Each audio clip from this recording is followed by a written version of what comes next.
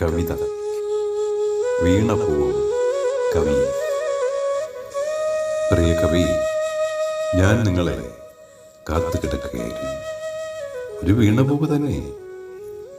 ഒരിക്കൽ നിങ്ങളിൽ ഒരാൾ എന്നെക്കുറിച്ച് പാടി വീണപൂവിലൂടെ. എഴുതിയ ആളും കവികളിൽ പൂവ് തന്നെ ആയിരുന്നു. ആ പൂവ് വീണതോ അതോ വീഴ്ത്തിയതോ? ഈ ചോദ്യം കാലത്തോളം മുഴങ്ങുന്നു. നിങ്ങൾ ഞങ്ങളെക്കുറിച്ച് എഴുതി അവസരം, സമ്പത്ത്, ധനം, ആദരവ്, പുരസ്കാരം എല്ലാം കൊയ്തു കൂട്ടുമ്പോൾ ഒരു ക്രൂര സത്യം മറക്കരുത്. നിങ്ങൾക്ക് വാക്കുകളെ മെടയാനറിയാം.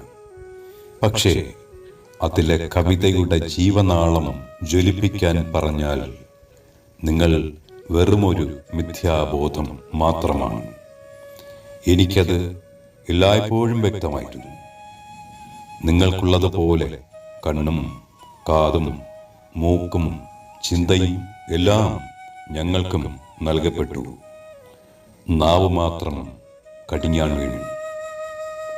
അതാണ് ഞങ്ങളുടെ അനുഗ്രഹവും നിങ്ങളുടെ ശാപവും. ലജ്ജയില്ലേ? കാവ്യത്തിൻ്റെ ആത്മാവിനെ അറിഞ്ഞു തീണ്ടാനറിയാത്ത നിങ്ങളുടെ ഈ കപടമുഖം വലിച്ചെറിഞ്ഞുകൂടെ? പൂർവീകർ പാടിയ വരികളെ ഏറ്റുചൊല്ലി അർത്ഥം ഗ്രഹിക്കാതെ ധനവും പ്രശസ്തിയും നേടുന്നു. നിങ്ങളാണ് സത്യത്തിൽ കവിതകൾ. വിഷയം ഞാൻ തരാം. നിങ്ങൾ സ്വാർത്ഥതയുടെ കാവ്യങ്ങൾ, അഹങ്കാരത്തിൻ്റെ കൂർത്ത കൊമ്പുകൾ, കവിതകളെ കച്ചവടമാക്കുന്നവർ, കാവ്യത്തെ വിൽപ്പന ചരക്ക് ആക്കുന്നവർ, ആദർശങ്ങളെ ലേലം ചെയ്യുന്നവർ. വേണ്ടി വന്നാൽ നിങ്ങൾ നിങ്ങളെ തന്നെ വിലയിട്ട് വിൽക്കുന്നു. ചിലർ കുഞ്ഞു മത്സ്യങ്ങളെ വിഴുങ്ങുന്ന കരിങ്കടലിലെ കറുത്ത തിമിംഗലങ്ങൾ. കവിത ദൈവമാണ്, ഒരു ദീപ്തിയാണ്, അറിവിലേക്കുള്ള ദൂരങ്ങൾ തേടുന്ന വഴിയാണ്. കവിത ദൈവമാണ്, ഒരു ദീപ്തിയാണ്, അറിവിലേക്കുള്ള ദൂരം തേടുന്ന വഴിയാണ്.